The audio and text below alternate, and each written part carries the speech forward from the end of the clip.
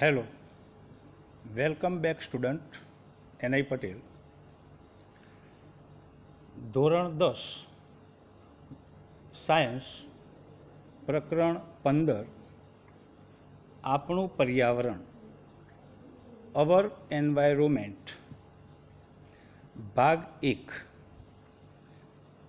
આજે આપણે આપણી આજુબાજુના પર્યાવરણની વાત કરીએ. પહેલાં તો પર્યાવરણ શબ્દથી આપણે ખૂબ પરિચિત છીએ. ટેલિવિઝન, સમાચાર પત્રોમાં અને આપણી આજુબાજુના લોકો દ્વારા સામાન્ય રીતે આ શબ્દનો ખૂબ જ રીતે ઉપયોગ કરાય છે. ઘણીવાર આપણા વડીલો દ્વારા આપણને સાંભળવા મળે છે કે પર્યાવરણ પહેલાં જેવું નથી, બગડી ગયું છે. તો આ પર્યાવરણમાં શું છે, એમાં શું બગડી ગયું,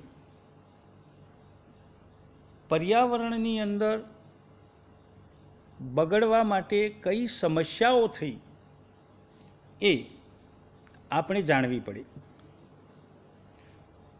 અને આજે સમગ્ર વિશ્વ આ પર્યાવરણીય સમસ્યાઓ પર ચર્ચા કરવા માટે નિયમિત રીતે પ્રયત્ન કરી રહ્યું છે. તો આ પર્યાવરણની અંદર વિવિધ પરિબળો પર્યાવરણને કઈ રીતે અસર કરે છે, એને કેવી રીતે નુકસાન થાય અને કેવી રીતે આપણે જાળવી શકીએ, એ માટેની વાત આપણે કરીએ. તો પર્યાવરણ એટલે પર્યાવરણ આપણે કહીએ છીએ, આજુબાજુનું આવરણ. તો આપણી આજુબાજુ વાતાવરણ એટલે જમીનથી ઉપરનું સ્તર, જેને આપણે હવાનું આવરણ કહીએ છીએ. બીજું પાણીના સ્થાનો, જેને આપણે જલાવરણ કહીએ છીએ. અને જમીન, જેને આપણે મૃદાવરણ કહીએ છીએ. તો આ ત્રણેય આવરણો મળી અને જે રચના કરે છે તેને પર્યાવરણ કહીએ છીએ. એટલે કે સજીવોના જીવન અને તેમના વિકાસને અસર કરતી બધી બાહ્ય પરિસ્થિતિ અને પરિબળોના સરવાળાને પર્યાવરણ કહે છે. એટલે કે પર્યાવરણમાં બધા ભૌતિક અથવા તો જેને આપણે અજૈવિક કહીએ છીએ, તો આ ભૌતિક અને જૈવિક ઘટકોનો સમાવેશ થાય છે. તો એના દ્વારા શાની રચના થાય છે એની આપણે વાત કરીએ. તો સૌ પ્રથમ નિવસન તંત્ર જાણીએ કે નિવસન તંત્ર એટલે શું, તે કયા ઘટકોનું બનેલું છે. તો નિવસન તંત્ર એટલે સજીવો જો સારી રીતે રહી શકે, જીવન જીવી શકે, એવા રહેઠાણને નિવસન તંત્ર કહે છે. એટલે નિવસન તંત્રની વ્યાખ્યા જો આપવી હોય તો બધા સજીવો એટલે કે સૂક્ષ્મજીવો, વનસ્પતિઓ અને માનવ સહિતના પ્રાણીઓ અને તેમની સાથે સંકળાયેલા ભૌતિક પર્યાવરણ વચ્ચેની આંતરક્રિયાથી બનતા તંત્રને નિવસન તંત્ર કહે છે. એટલે ઇકોસિસ્ટમ. તો નિવસન તંત્રની અંદર સજીવો સારી રીતે રહી શકે છે અને એમને રહેવા માટે ભૌતિક પરિબળો એટલે કે અજૈવિક પરિબળો એ જરૂરી છે. એટલે સજીવો અને ભૌતિક પરિબળોથી નિવસન તંત્રની રચના થાય છે. આવા અનેક નિવસન તંત્રો આ પૃથ્વી ઉપર આપણે જોઈ શકીએ છીએ. તો નિવસન તંત્રો જુદા જુદા પ્રકારના હોય છે. જેને આપણે વાત કરીએ તો નિવસન તંત્રના મુખ્ય બે પ્રકાર છે. કુદરતી એટલે કે નૈસર્ગિક નિવસન તંત્ર અને બીજા પ્રકારનું કૃત્રિમ એટલે કે માનવ સર્જિત નિવસન તંત્ર. કુદરતી નિવસન તંત્રના મુખ્ય બે પ્રકાર છે. સ્થળજ એટલે કે ભૂમિ પરનું નિવસન તંત્ર, જેવું કે રણ, જંગલો, ખીણ પ્રદેશો. આ બધી જગ્યાએ જો સજીવો યોગ્ય રીતે રહી શકે છે તેવા નિવસન તંત્રોને સ્થળજ એટલે કે ભૂમિય નિવસન તંત્રો કહે છે. એ જ રીતે જલીય નિવસન તંત્રો કુદરતી રીતે તો દરિયો, તળાવ, નદી, ઝરણા, સરોવર આ કુદરતી નૈસર્ગિક નિવસન તંત્રો છે. એ જ રીતે કૃત્રિમ એટલે કે માનવ સર્જિત નિવસન તંત્રની અંદર સ્થળજ નિવસન તંત્રની અંદર ખેતર અને બગીચાનું નિવસન તંત્ર એને માનવ સર્જિત નિવસન તંત્ર કહે છે. આપણા ખેતર કે બગીચાની અંદર સજીવો ભૌતિક પરિબળો દ્વારા યોગ્ય રીતે રહી શકે છે. એટલે ખેતરની અંદર અથવા તો બગીચાની અંદર આ સજીવો પરસ્પર આંતરક્રિયાઓ કરે છે અને વૃદ્ધિ, પ્રજનન તેમજ અન્ય ક્રિયાઓ દ્વારા સારી રીતે જીવી શકે છે. એ જ રીતે માછલી ઘર જે કૃત્રિમ છે આપણે બનાવી શકીએ છીએ, જેની અંદર સજીવો અને ભૌતિક પરિબળો આપણે પર્યાપ્ત રીતે ગોઠવેલા હોય છે અને એના દ્વારા યોગ્ય રીતે એની અંદર જીવી શકે છે. તો એવા માછલી ઘરને આપણે કૃત્રિમ જલીય નિવસન તંત્ર તરીકે ઓળખીએ છીએ. તો આ બધા જ નિવસન તંત્રો એની અંદર સજીવો પોતાના જરૂરિયાત પ્રમાણે જૈવિક અને અજૈવિક ઘટકો દ્વારા સારી રીતે જીવી શકે છે. તો નિવસન તંત્રના જૈવિક અને અજૈવિક ઘટકો કયા છે તો એની આપણે વાત કરીએ. તો બધા સજીવો, વનસ્પતિઓ, પ્રાણીઓ અને સૂક્ષ્મજીવો સહિતના બધા પ્રાણીઓ અને તેમની આસપાસના ભૌતિક પરિબળો વચ્ચેની આંતરક્રિયાથી બનતા તંત્રને નિવસન તંત્ર કહે છે. અને આ આંતરક્રિયાઓ પ્રકૃતિમાં સંતુલન જાળવી રાખે છે. તો નિવસન તંત્રના મુખ્ય બે ઘટકો છે. જૈવિક ઘટકો એટલે કે સજીવો. તો આ સજીવો એ નિવસન તંત્રના જૈવિક ઘટકો છે. એ જ રીતે અજૈવિક ઘટકો એટલે કે ભૂમિ, પ્રકાશ, તાપમાન, પવન, ભેજ, વરસાદ અને ખનિજ દ્રવ્યો એ નિવસન તંત્રના અજૈવિક એટલે કે ભૌતિક ઘટકો છે. તો આ જૈવિક ઘટકો અને અજૈવિક ઘટકો પરસ્પર આંતરક્રિયાઓ દ્વારા નિવસન તંત્રની રચના કરે છે. નિવસન તંત્ર એ નાનું પણ હોઈ શકે, મોટું પણ હોઈ શકે. આપણે જો વાત કરીએ તો સમગ્ર પૃથ્વી એક નિવસન તંત્ર છે. એની અંદર આપણે જુદા જુદા નિવસન તંત્રોની વાત કરીએ તો રણ હોય તો રણની અંદર સજીવો યોગ્ય રીતે રહી શકે છે, તો એ રણનું નિવસન તંત્ર છે. એ જ રીતે જંગલોની અંદર રહી શકે છે, તો એ જંગલોનું નિવસન તંત્ર છે. એ જ રીતે તૃણભૂમિનું નિવસન તંત્ર, તળાવનું નિવસન તંત્ર, નદીનું નિવસન તંત્ર, તો આવા અનેક નિવસન તંત્રોની રચના હોય છે, જેમાં જૈવિક અને અજૈવિક ઘટકો દ્વારા સજીવો પોતાની આંતરક્રિયાઓ કરી અને સારી રીતે રહી શકે છે. તેને નિવસન તંત્ર આપણે કહીએ છીએ. તો હવે નિવસન તંત્રના જૈવિક ઘટકોની આપણે વાત કરીએ તો સજીવોને જૈવિક ઘટકો તરીકે આપણે ઓળખીએ છીએ. તો સજીવોની અંદર મુખ્ય બે ભાગ આપણે લઈએ છીએ, વનસ્પતિ અને પ્રાણીઓ.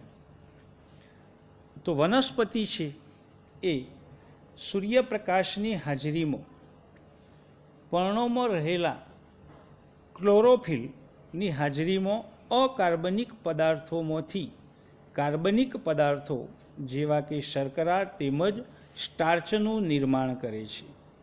એટલે કે પ્રકાશ સંશ્લેષણની ક્રિયા દ્વારા પોતાનો ખોરાક પોતાની જાતે બનાવે છે, સ્વાવલંબી છે. એટલે લીલી વનસ્પતિ અને કેટલાક પ્રકાશ સંશ્લેષી બેક્ટેરિયા જે સ્વાવલંબી છે તેમને ઉત્પાદકો તરીકે ઓળખવામાં આવે છે. એટલે પ્રોડ્યુસર, ઉત્પાદકો.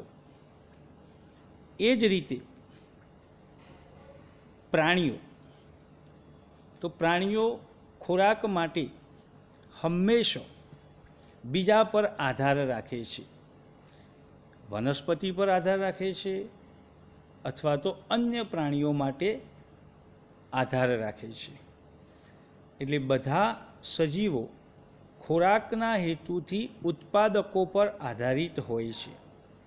અને આ ઉપભોગી એટલે કે ઉપભોક્તા તરીકે ઓળખવામાં આવે છે. એટલે ઉપભોક્તા પ્રાણીઓ એને આપણે એમના ખોરાકના આધારે મુખ્યત્વે 3 ભાગની અંદર વહેંચીએ છીએ. જે ફક્ત વનસ્પતિનો ખોરાક તરીકે ઉપયોગ કરે છે તેવા પ્રાણીઓને શાકાહારી પ્રાણીઓ કહીએ છીએ.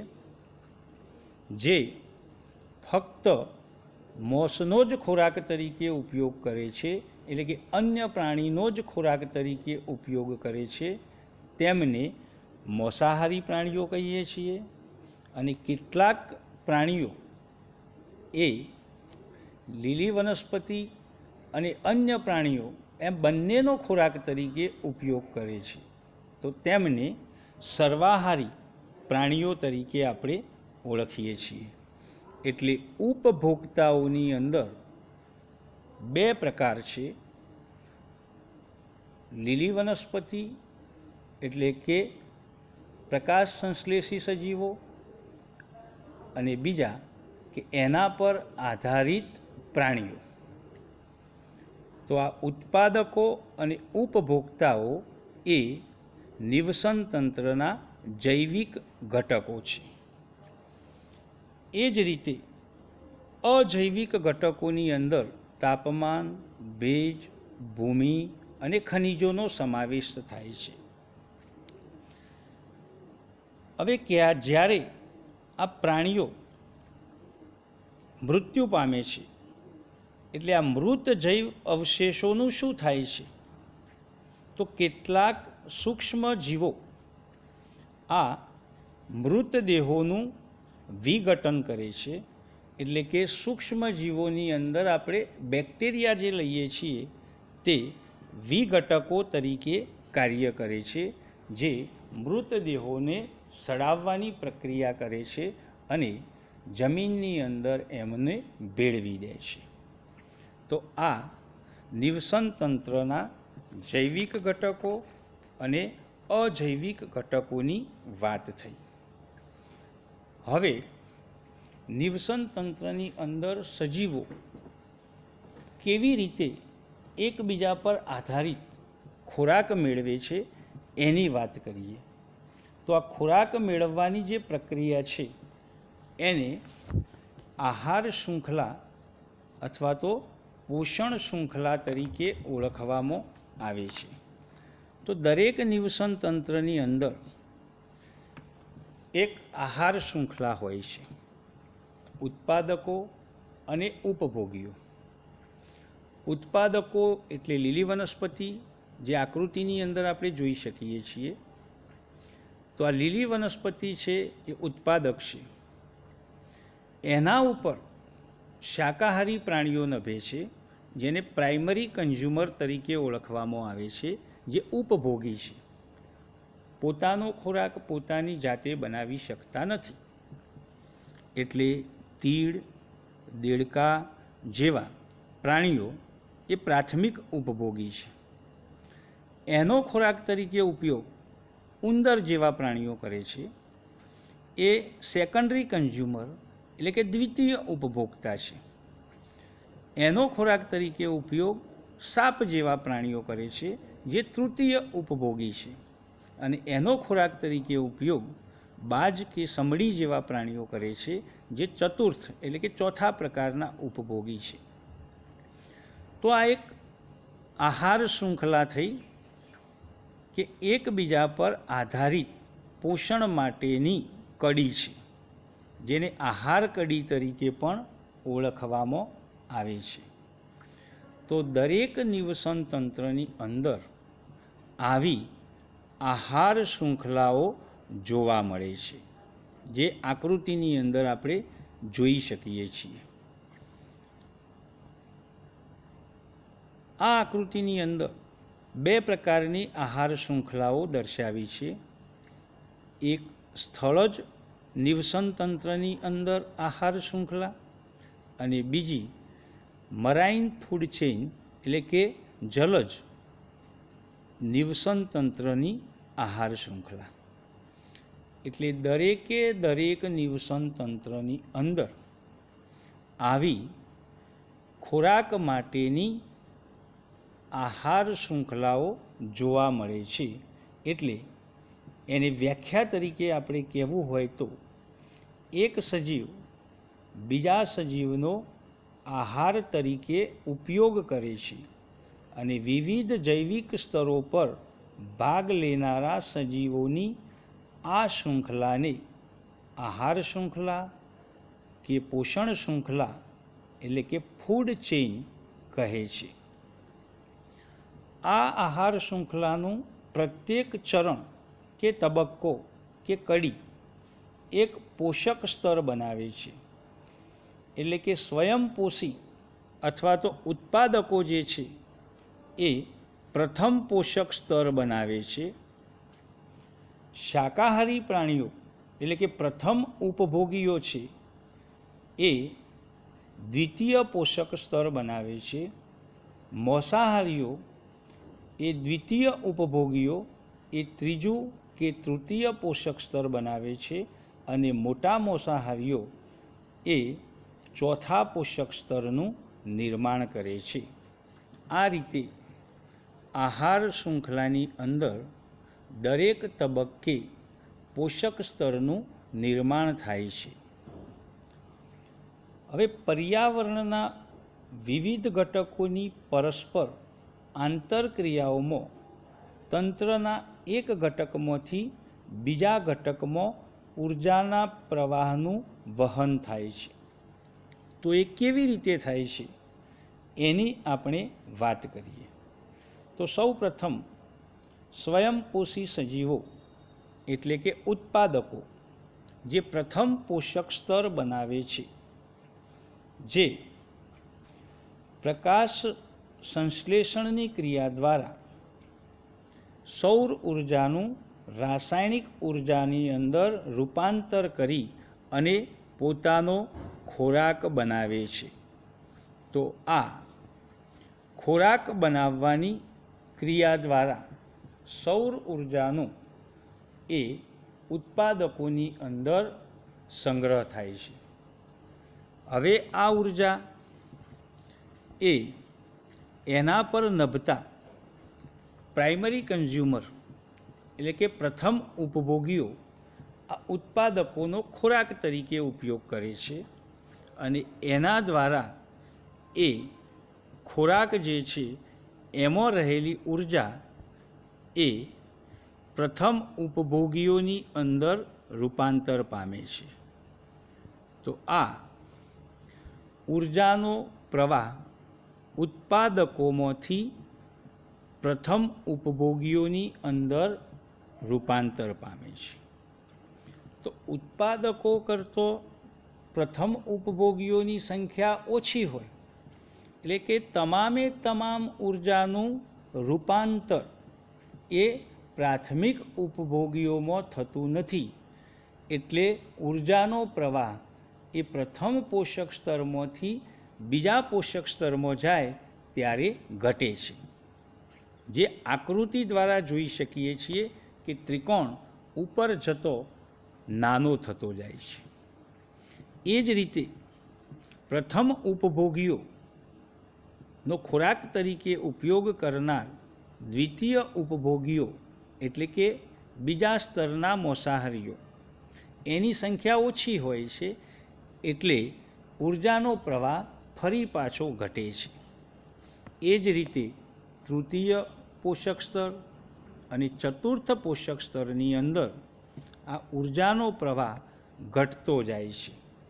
એટલે ઉત્પાદકોથી ઉપભોગીઓ તરફ જતો આ ઉર્જાનો પ્રવાહ એ ઘટતો જાય છે અને આ ઉર્જાનો પ્રવાહ એ એક માર્ગીય હોય છે. એટલે ઉત્પાદકો ઉર્જાનો સંગ્રહ કરે છે અને એ ઉર્જાનું રૂપાંતરણ ઉપભોગીઓ તરફ થાય છે. ઉપભોગીઓ તરફથી ઉર્જાનું વહન એ ઉત્પાદકો તરફ ક્યારેય થતું નથી, એટલે ઉર્જાનું વહન એ નિવસન તંત્રમાં એક માર્ગીય હોય છે. ધારો કે ઉત્પાદકો દ્વારા સૌર ઉર્જાનું 100% રૂપાંતરણ કરવામાં આવ્યું, જે આકૃતિની અંદર 20,000 કેલરી તરીકે દર્શાવ્યું છે.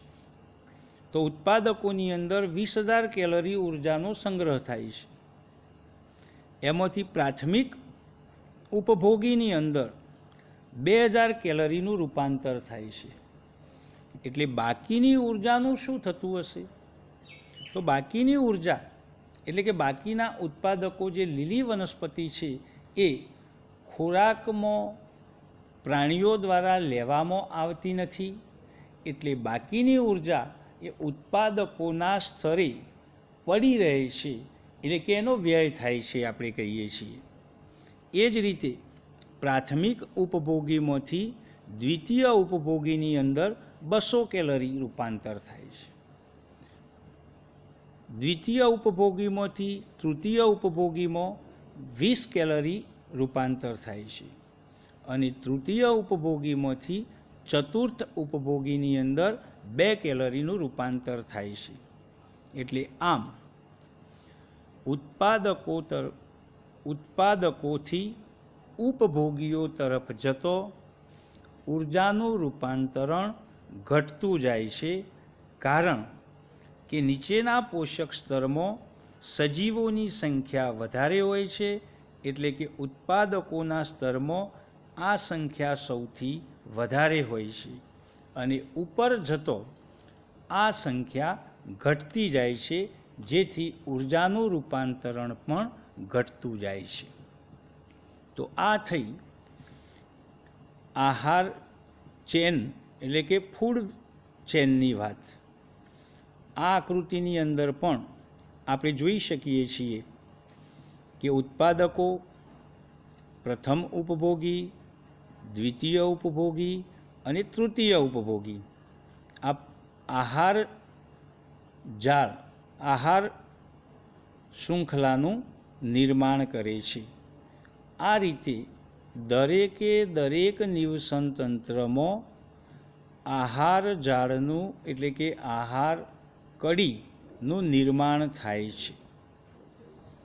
હવે પ્રશ્ન થાય કે દરેક નિવસન તંત્રની અંદર એક જ પ્રકારની આહાર ચેન એટલે કે પોષણ શૃંખલા હોય છે.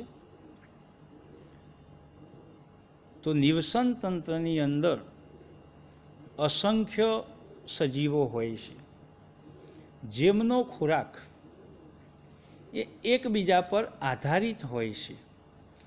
એટલે નિવસન તંત્રની અંદર આ આહાર શૃંખલા એ સરળ એકમાર્ગીય હોતી નથી.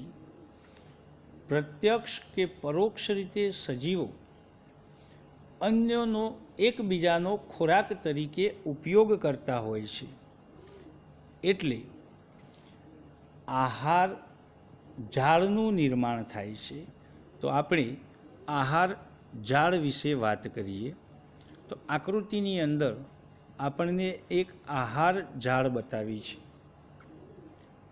કે સજીવો નિવસન તંત્રની અંદર જુદા જુદા પ્રકારે પોતાનો ખોરાક મેળવે છે. એટલે કે નિવસન તંત્રની અંદર પ્રત્યેક સજીવ બે અથવા વધારે પ્રકારના સજીવો દ્વારા આહાર તરીકે ઉપયોગી બને છે અને અનેક પ્રકારના સજીવોનો આહાર બને છે. જેથી એક સીધી આહાર શૃંખલાને સ્થાને સજીવોની વચ્ચે આ આહાર સંબંધો શાખાયુક્ત એટલે કે જાળી જેવી શૃંખલાઓની રચના બનાવે છે, જેને આહાર જાળ તરીકે ઓળખવામાં આવે છે. તો આકૃતિની અંદર આ આહાર જાળ દર્શાવી છે. તો આવી આહાર જાળ એ સજીવોની અંદર કેવી રીતે રચાય છે એ આપણે જોઈ શકીએ છીએ. તો આહાર જાળ જે આકૃતિમાં દર્શાવેલી છે એમાં નીચે ઉત્પાદકો છે અને આ ઉત્પાદકોનો જુદા જુદા પ્રકારના પ્રાથમિક ઉપભોગીઓ ઉપયોગ કરે છે. આ પ્રાથમિક ઉપભોગીઓ એક કરતાં વધારે સજીવોનો ખોરાક બને છે અને એના કારણે એ ખોરાકની રીતે એકબીજા સાથે જોડાયેલા રહે છે, જેથી જાળા જેવી રચના થાય છે. એટલે પ્રત્યેક સજીવ એક કરતો વધારે સજીવોનો આહાર તરીકે ઉપયોગ કરે છે. એટલે આહાર શૃંખલા એ સીધી હોતી નથી, એ એકબીજા સાથે ખોરાકની રીતે જોડાયેલી હોય છે. એટલે એક જાળીરૂપ રચના બનાવે છે અને આ રીતે નિવસન તંત્રની અંદર પોષણને આધારે આહાર જાળનું નિર્માણ થાય છે. ધન્યવાદ.